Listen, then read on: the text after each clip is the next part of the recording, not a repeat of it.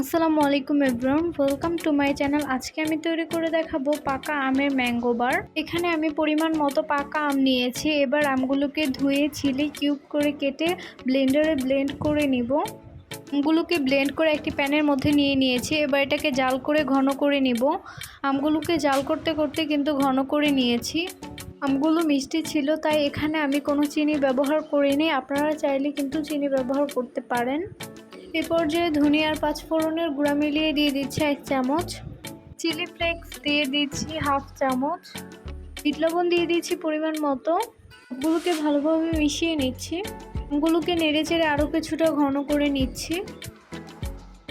গুলোকে কিন্তু আমি ভালোভাবে নেড়েচেড়ে ঘন করে নিয়েছি। এবার এটাকে চুলা থেকে নামিয়ে নিচ্ছি। যে প্লেটের মধ্যে ম্যাঙ্গো বারটা সেট করব তার মধ্যে একটু তেল ব্রাশ করে নিচ্ছি। চারপাশে কিন্তু সমানভাবে ছড়িয়ে নিয়েছি। এবার এটাকে 2 দিনের মতো রোদে শুকিয়ে নিব। ম্যাঙ্গো বারটাকে কিন্তু আমি 2 দিনের মতো রোদে শুকিয়ে নিয়েছি। এবার এটাকে কেটে নিচ্ছি।